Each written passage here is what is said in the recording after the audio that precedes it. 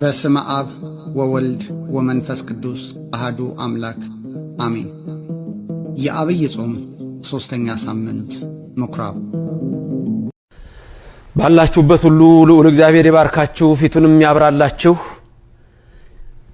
አሁን የምገልጽላችሁ ከዕለተ ሰንበት ስያሜዎች በተለይ በዐቢይ ጾም ላይ ያለውን ሶስተኛ ሳምንት ምኵራብ ይሆናል። ሶስተኛው ሳምንት ምኵራብ ተብሎ ይታወቃል። ይህም ቀን ጌታችን መድኃኒታችን ኢየሱስ ክርስቶስ ወደ ምኵራብ ገብቶ ያስተማረበትን ዕለት እናስብና አጠቃላይ ቤተ መቅደሱን ግን እግዚአብሔር እንዴት እንደወደደው ነው። ሶስተኛው ሳምንት ምኵራብ ይባላል። የጸሎት ቤት በየሰንበቱ ሕዝቡ ሁሉ በምኵራብ ይሰበሰብ ነበር። ጌታችን ኢየሱስ ክርስቶስ አይሁድ በሚሰበሰቡበት ምኵራብ እየገባ ወንጌልን ያስተምር፣ ሕሙማንን ይፈውስ ነበር። ይህ ሳምንት ጌትነቱ የሚነገርበት ሳምንት ነው።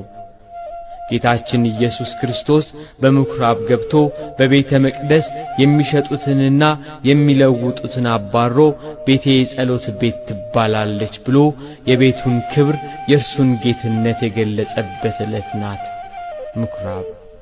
አቤቱ ጌታ ሆይ ዛሬም አለንጋህን ያዝና መቅደስህን አጽዳ። የበግ ለምድ የለበሱ ተኩላዎች በክርስትና ስም በመቅደስህ ሻጭና ለዋጭ ሆነዋልና አለንጋህን ይዘህ መቅደስህን አጽዳ። ሶስተኛው ሳምንት ምኵራብ ተብሎ ይታወቃል። ይህም ቀን ጌታችን መድኃኒታችን ኢየሱስ ክርስቶስ ወደ ምኵራብ ገብቶ ያስተማረበትን ዕለት እናስብና አጠቃላይ ቤተ መቅደሱን ግን እግዚአብሔር እንዴት እንደወደደው ነው። በዚህ ሳምንት ውስጥ እነሆ አጠቃላይ የሚገለጸው የቤተ ክርስቲያናችን ትምህርት ምኵራቡን፣ የጸሎት ቤቱን፣ መቅደሱን እግዚአብሔር እንዴት እንደሚወደው ነው። በመጀመሪያ እግዚአብሔርን ያመሰግን ዘንድ ቦታ ለይቶ መካነ ቀኖና፣ መካነ ንስሐ፣ መካነ ጸሎት አድርጎ አዳምን እነሆ ነበረ ከሚስቱ ከሔዋን ጋር ከልጆቹም ይጸልይ ነበረ። ያ ሲወርድ ሲዋረድ መጥቶ ከዛ በኋላ እነሆ ሙሴ ለእግዚአብሔር ማደሪያ ድንኳን እንዳደረገለት እናውቃለን። የመገናኛው ድንኳን ተብሎ ይጠራል። ከዛ በኋላ እግዚአብሔር እንደፈቀደ በቀዳማዊ ነገሥት ምዕራፍ 4 ላይ እንደምታዩት እነሆ ለእግዚአብሔር ማደሪያ ለቃል ኪዳኑ ታቦት የዳዊት ልጅ ንጉሥ ሶሎሞን እነሆ መቅደስን ሰራለት። እግዚአብሔር በመጀመሪያም ትእዛዝ ሲሰጥ ለሙሴ እንዲህ የሚል ቃል ነግሮት ነበረ። ኦሪት ዘጸአት ምዕራፍ 25 ቁጥር 8 እና ቁጥር 9 ላይ ስትመለከቱ በተለይ ቁጥር 8 ላይ ምን ይላል? የሰራዊት ጌታ እግዚአብሔር ስሙ ለዘላለም ምስጉን ይሁንና በመካከላችሁ አድር ዘንድ መቅደስን ስሩልኝ ይላል እግዚአብሔር። ልብ በሉ፣ በመካከላችሁ አድር ዘንድ መቅደስን ስሩልኝ። ማን ነው መቅደስ እንዲሰራለት የፈቀደው? ራሱ እግዚአብሔር ነው። ስለዚህ ሙሴ መገናኛውን ድንኳን ሰራ። ሲሰራም ደግሞ ምን ብሎታል? እኔ እንደማሳይህ እንደ ሰማዩ መቅደስ ብሎታል። ስለዚህ ምድራዊ መቅደስ ሰማይ ባለው አምሳል በሙሴ ድንኳን ተሰራ። ሶሎሞን ንጉሱ ቤተ መቅደስን ሰራለት።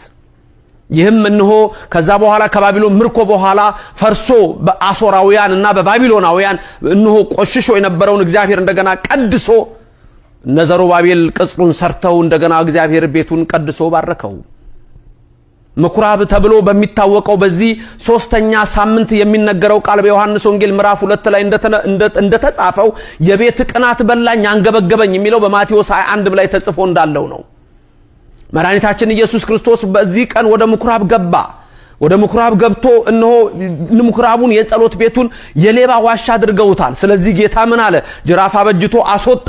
እስመ ቅንዓተ ቤትከ በላን፣ የቤት ቅናት በላኝ አንገበገበኝ ብሎ ይሄ ቤት የጸሎት ቤት ነው፣ ይሄ ቤት ማደሪያዬ ነው እንጂ የሌቦች ዋሻ አይደለም ብሎ መቅደሱን እግዚአብሔር ቀደሰው።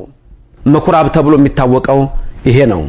ስለዚህ ምኵራብ የጸሎት ቤት ቤተ መቅደሱ የሚከብርበት የተከበረበት ዕለት ጌታችን መቅደስን የወደደበት የሚወድበት ለዘላለምም እነሆ የተቀደሰ ቤት ሲሆን እንደሆነ የሚያሳየን ትምህርት ነው። በነገራችን ላይ መጽሐፍ ቅዱስ ላይ መቅደስ አለ፣ እኛም መቅደስ አለን። መጽሐፍ ቅዱስ መቅደስ ውስጥ ታቦት አለ፣ እኛም ታቦት አለን። በመጽሐፍ ቅዱስ መቅደስ ውስጥ ካህናት አሉ፣ እኛም ካህናት አሉን። በመጽሐፍ ቅዱስ ውስጥ መቅደስ ውስጥ ጽና አለ፣ እኛም ጽና አለን። በመጽሐፍ ቅዱስ ውስጥ መቅደስ ውስጥ ዕጣን አለ። በእኛም መቅደስ ውስጥ ዕጣን አለ።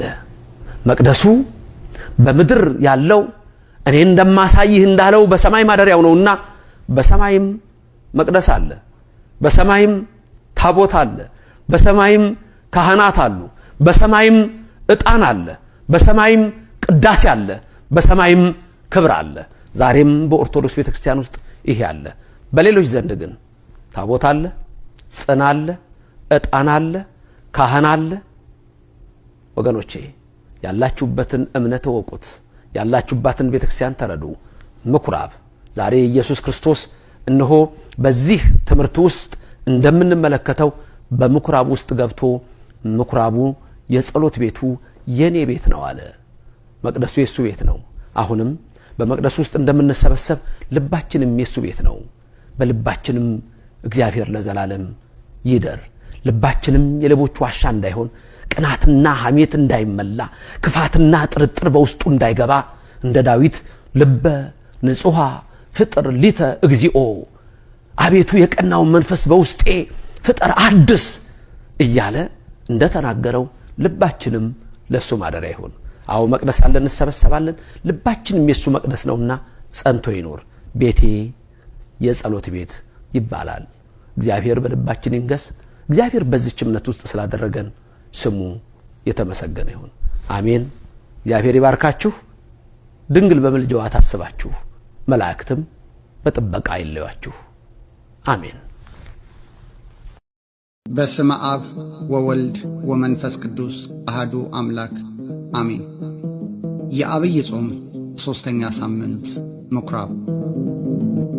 በዚህ በሦስተኛው የዐቢይ ጾም ሳምንት አምላካችን ጌታችንና መድኃኒታችን ኢየሱስ ክርስቶስ በምኵራብ እየገባ የወንጌልን ትምህርት እንዳስተማረ፣ ብዙ ድውያን እንደፈወሰ፣ የሰንበት ጌታ እንደሆነ፣ የአባቴ ቤት የጸሎት ቤት እንጂ የንግድ ቦታ አይደለም በማለት በቤተ መቅደስ አካባቢ የሚነግዱ ነጋዴዎችን ስለ መገሰጹ ትምህርት ይሰጥበታል። በተለይም በነቢዩ በኢሳይያስ እንደተጻፈ ጌታ በአይሁድ ምኵራብ ገብቶ መጽሐፍ እንዲሰጡት ጠይቆ የሚሰሙት ቃል ዛሬ በጆሮአቸው እንደተፈጸመ እንዲህ ሲል እንደነገራቸው ይዘከርበታል።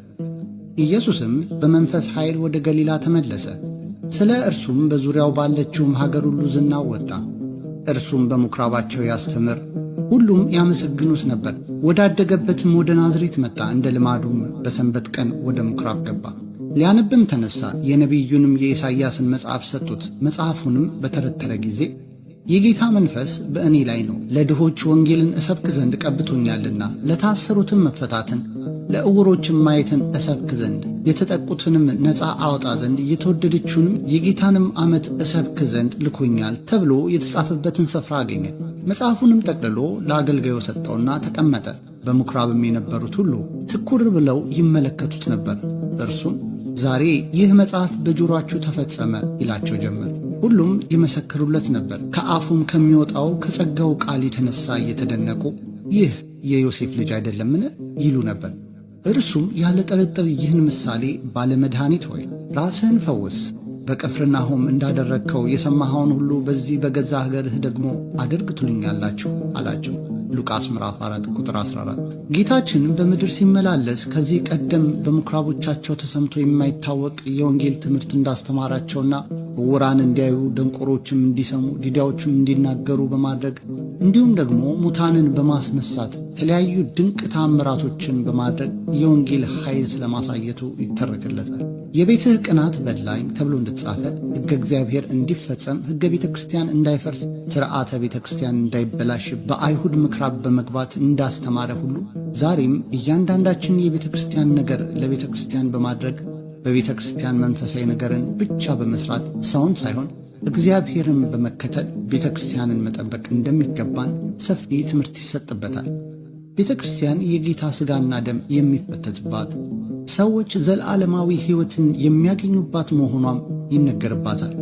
ጌታችን በቅፍርናሆም ምኵራብ የሕይወት እንጀራ እርሱ እንደሆነ ያስተማረበት ዐቢይ ክፍል በዚህ በሦስተኛው ሳምንት የዐቢይ ጾም በሰፊው ይነገራል። አይሁድ የእውነት ቃልን ሰምተው አንገታቸውን እንዳደነደኑ ሥጋዬን የበላ ደሜንም የጠጣ የዘላለም ሕይወት አለው በሚለው የጌታ ትምህርት እንዴት ሊሆን ይችላል በማለት ማጉረምረማቸው በዚሁ ክፍል አብሮ ተጠቃሽ ነው። ጌታም እስራኤል በምድረ በዳ በልተው የነበሩት መናና እውነተኛው የሕይወት እንጀራ ያላቸውን ልዩነት በማነጻጸር እንዲህ ሲል አስተምሯቸዋል። አብን ያየ ማንም የለም፣ ከእግዚአብሔር ከሆነ በቀር እርሱ አብን አይቷል። እውነት እውነት እላችኋለሁ በእኔ የሚያምን የዘላለም ሕይወት አለው። የሕይወት እንጀራ እኔ ነኝ። አባቶቻችሁ በምድረ በዳ መና በሉ ሞቱም። ሰው ከእርሱ በልቶ እንዳይሞት ከሰማይ አሁን የወረደው እንጀራ ይህ ነው።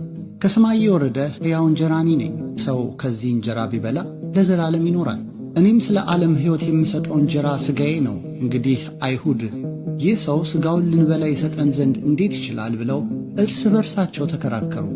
ስለዚህ ኢየሱስ እንዲህ አላቸው፣ እውነት እውነት እላችኋለሁ የሰውን ልጅ ሥጋ ካልበላችሁ ደሙንም ካልጠጣችሁ በራሳችሁ ሕይወት የላችሁም።